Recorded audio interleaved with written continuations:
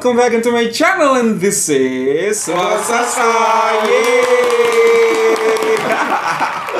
Okay everyone, thank you so much for clicking this video to stop by to adjust, and today I'm not alone. I bring you Assalamualaikum everyone. Yes, I Aziz bring you here Mr. again. Adis everyone. Thank you so much for coming, Mr. Adis. Thank you for Pasti inviting lagi me. sibuk-sibuknya nih. Thank you so Aduh. much loh. Aduh. That aduh describes everything. Oke, Mister, hari ini ada sebuah video akan kita reaksikan. Nah, ngomong-ngomong tentang sebuah negara nih, Mister, negara Cina. Cina, Oke, negara Cina tuh kalau menurut aku, correct me if I'm wrong gitu, mereka cukup susah untuk belajar bahasa asing. Iya. Iya kan? Iya.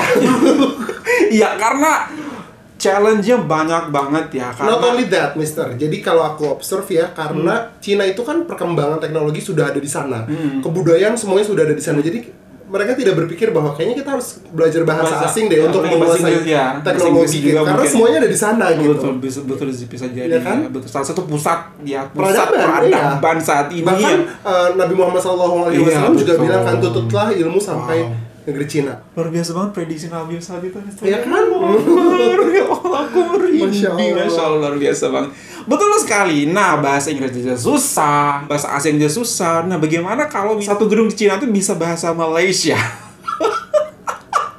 Ngapain? Aku juga nggak tahu kok bisa. Kenapa Ada mereka? sebuah departemen, itu satu gedung, satu kantor, dan Nah. satu departemen itu semua Specifically? bisa berbahasa Malaysia. Ngapain? Ngapain? Kok bisa itu? What is it Pertanyaanku. for? What is it for and how come? What on earth? How come? Seperti Mr. Ini di Agis bilang, Cina? di Cina, it's not in Malaysia. Oke. Di Cina, sebuah kantor, satu departemen, semua satu departemen itu Bahasa Melayu. bahasa Melayu. Oh my goodness. Oh my god. Entire staff at office in China speak flawless Malay.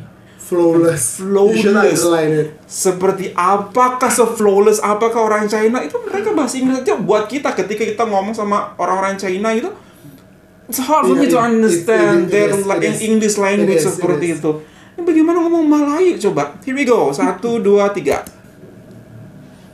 Di Beijing, China ada satu pejabat yang semua kaki tangannya orang China tetapi semuanya pandai cakap bahasa Melayu. Dan hari ini saya akan mengikuti kawan saya Isa.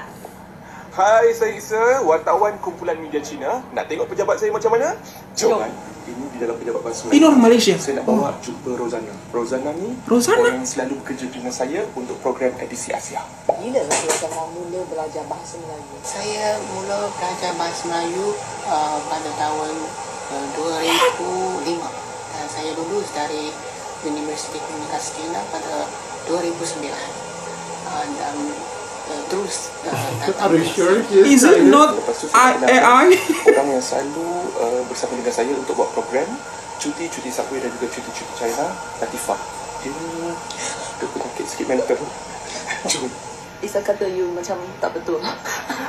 Latifah, virus Latifah, Benar-benar sangat. Rozana. Rozana. Sekejap.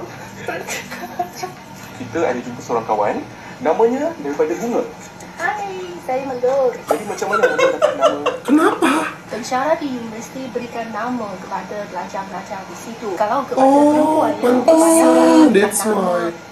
berkaitan dengan bunga. Macam saya Melur. Bunga ya? Mawar, cempaka, Bunga melur. Dahi macam Saiful, Hakim. Hakim. Sorry, saya lupa. Lupa nama kawan-kawan belajar. Oh my Siapa god. bos Isa? Okey, ini bos saya, Pak Fairuz. Halo. Macam mana komen bos terhadap Isa? Sekarang memang Isa adalah satu-satunya pegawai asing di bahagian kita. Tapi saya amat gembira. Bahagian. Isa. Bahagia, it's so Melayu. Host yang sangat bagus tetapi juga membantu host kita macam Husna dan Latifah mencapai banyak kemajuan. Dan Husna dan Latifah.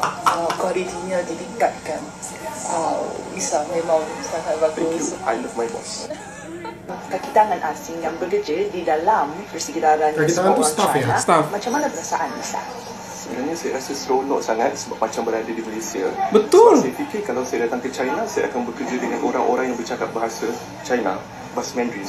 Tapi bila saya masuk sahaja ke dalam pejabat ni, semuanya boleh bercakap bahasa Melayu. Jadi kerja saya menjadi lebih seronok. Terima kasih. Bye. Oh my god. What on earth? Masya Allah. Masya Allah. Aku bingung. Aku mereka ngomong bahasa Mandarin aja tuh udah surprise. Ini namanya diganti jadi nama Melayu. Itu interesting banget. Itu interesting banget. Itu dari gurunya ya? Iya, jadi mereka berkuliah gitu ya. Kuliah? Belajar bahasa Melayu Belajar bahasa Melayu, kemudian diberikan nama Latifah, Fairuz. Nama Melayu. Nama bunga bahkan tadi melur gitu. Ada katanya cempaka, hakim. What's the motivation gitu loh sebenarnya. Ini nggak mungkin dilakukan kalau mereka tidak melihat bahwa Malaysia in the future akan menjadi kiblat ekonomi, akan menjadi raksasa perekonomian dunia gitu ya. Karena Cina itu kan raksasa perekonomian dunia. Betul kan? Betul. Salah satu negara yang sangat berdampak bagi stabilitas ekonomi dunia, ya bukan cuma Asia. Dan ketika mereka melihat bahwa Malaysia ini adalah salah satu negara yang di masa depan prospeknya bagus sekali gitu ya, kemudian orang-orangnya juga perkembangannya, kemajuannya mengarah ke situ gitu ya. Skill mereka juga sangat bagus ya. Akhirnya mereka mau belajar bahasa Melayu. Karena kan salah katanya kan untuk menguasai sebuah negara, kamu harus menguasai bahasanya. Kedua, menguasai budaya dan kebiasaannya. Jangan sampai dikuasain Cina ya teman-teman. Gitu kan, jangan sampai. Tapi ya semoga ini menjadi tanda kolaborasi di masa depan semakin tajam lagi, karena kita tahu bahwa Republik Rakyat Tiongkok atau Republik Rakyat Cina gitu ya, dengan Malaysia kan kerjasamanya sangat erat sekali gitu ya, sangat-sangat dari dulu bahkan hingga saat ini historinya bagus banget. Betul, apalagi dua daratan Malaysia, Semenanjung dan di Borneo itu kan dibelah oleh Laut Cina Selatan, Mister, gitu. Yang salah satu zona maritim yang sangat berdampak sekali pada roda perekonomian dunia gitu. Jadi sepertinya itu tadi nggak mungkin, maksudnya pasti mereka terdorong untuk belajar bahasa Malaysia karena mereka melihat sesuatu di masa depan. Betul. Mereka melihat Malaysia sebagai salah satu negara yang sangat bisa support mereka juga mungkin di masa depan ya. Mungkin karena Malaysia salah satu penghasil AI ataupun chip terbagus, microchip terbaik di dunia. Jadi they do this. Mereka tidak akan mungkin spending their energy for nothing, learning something for nothing. Pasti semua ada purpose-nya, dan purpose-nya adalah salah satu mendekatkan diri dengan Malaysia, kemudian mau belajar lagi dengan Malaysia, apa keunggulan-keunggulan Malaysia, sehingga mereka bisa belajar dengan baik dan dibawa ke China seperti itu. Satu departemen, Mister. Itu orang-orang pintar semua. As I said before, they will not do something tanpa purpose. Mereka orang pintar semua. Pasti mereka melakukan ini karena ada purpose, melihat bahwasanya Malaysia sangat potensial di masa depan seperti itu. Gitu. Ya, sama halnya seperti kita di universitas-universitas terkemuka di Indonesia juga membuka program studi sastra dan budaya Cina, gitu kan ya. Kan karena kita tahu bahwa Cina itu adalah negara yang sangat signifikan bagi, ada keuntungannya buat kita. Betul, ada keuntungannya. Karena kan kita tahu bahwa Cina itu salah satu negara dengan bahasa yang paling rumit untuk dipelajari gitu kan ya. Beda bunyi aja, beda penekannya, beda artinya. Betul, tulisannya, bahasanya, cara mengucapkannya, pelafalannya itu kan sangat sulit gitu ya.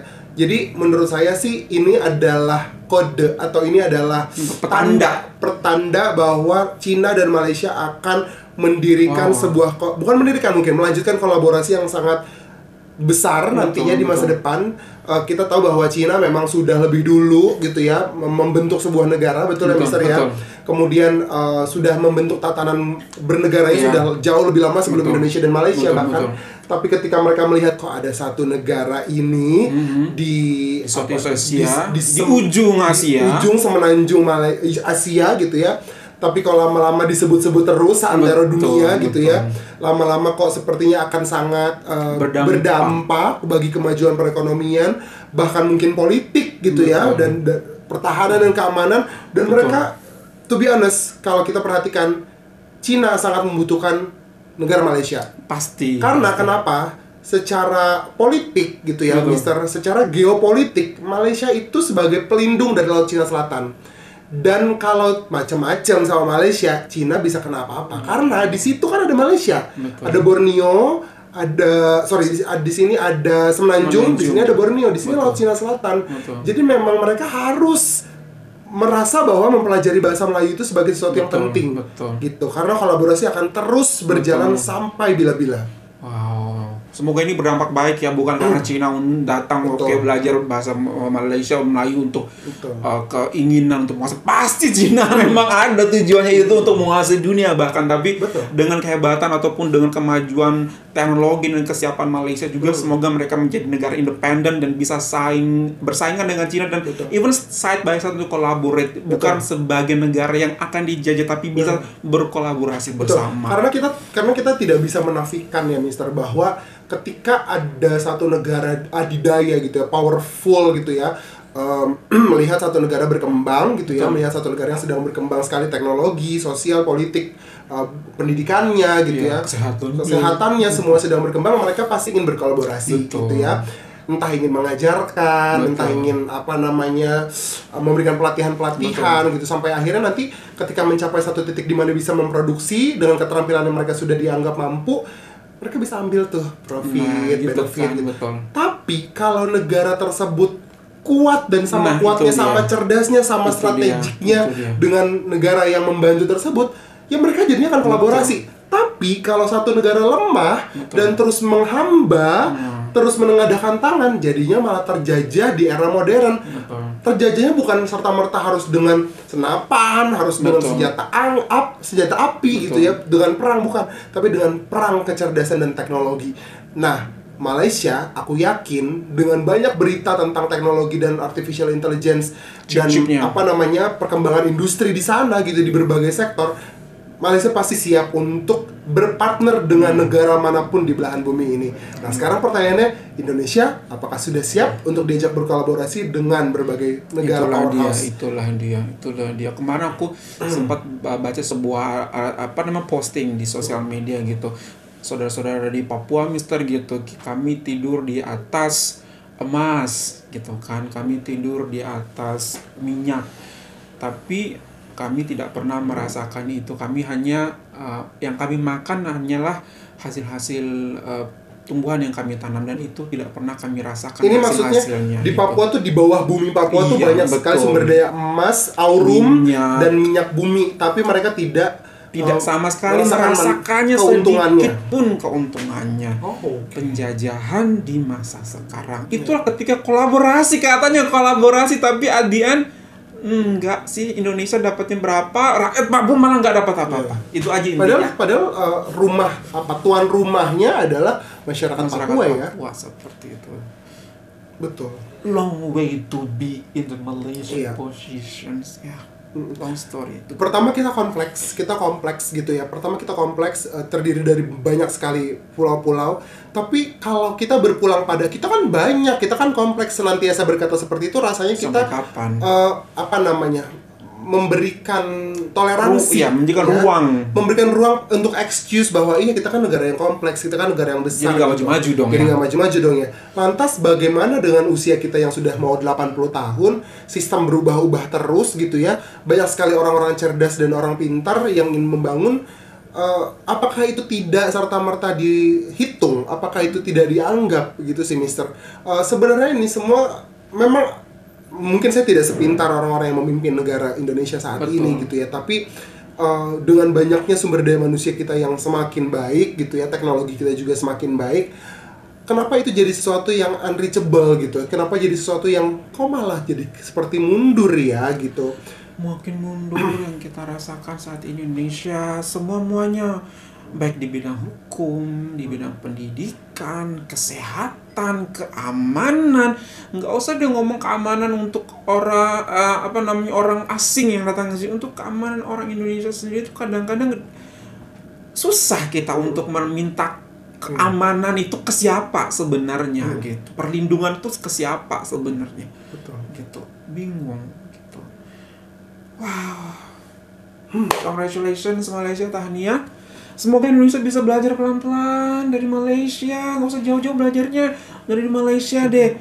Karena kita secara culture, secara manusia secara adat tradisi itu hampir sama gitu. Jadi tantangannya pun nggak susah-susah banget ketika kita belajar di Indonesia daripada kita belajar dari orang Barat atau orang ada di Eropa sana. Sekarang tugas kita adalah gini, buat yang pintar-pintar, berwawasan, knowledgeable gitu, rangkul orang-orang yang mau berkembang. Betul. Walaupun mereka tuh susah diajak berkembang, mereka tuh masih ngelawan deh untuk diajak berkembang. Memang itu tantangannya.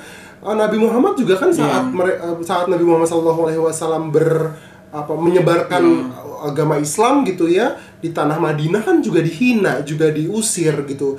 Jadi kalaupun kita memang melihat bahwa perkembangan negara ini adalah suatu keniscayaan yang harus kita perjuangkan, ya kita harus sama-sama merangkul orang-orang yang kita anggap level kecerdasannya atau wawasannya ada di bawah kita. Jangan jadinya kita membodoh-bodohi mereka dan memperalat mereka untuk menjadi sumber keuntungan bagi kita sendiri gitu.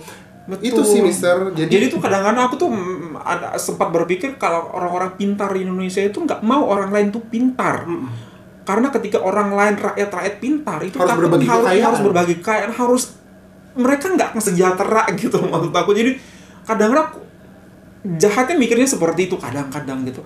Sepertinya pemerintah, sepertinya orang-orang di sana, sepertinya certain people tuh nggak mau melihat orangnya sendiri maju, orang-orang sendirinya tuh bebas dari belenggu kebodohan, bebas dari ini semua, tapi mereka tuh tetap stay in that position, tetap seperti itu, tetap meronta-ronta di bawah, tetap berkoar-koar gitu, tetap ikutin apa yang kami bilang, terima aja, terima.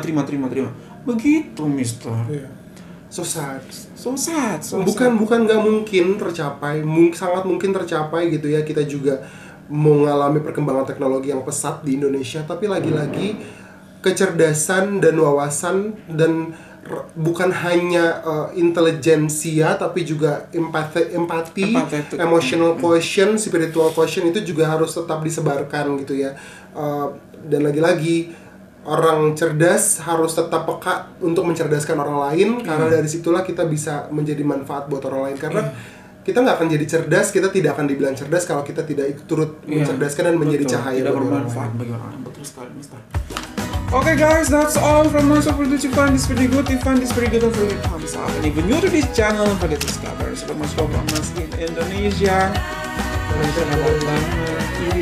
Indonesia harus bisa. Bye everyone.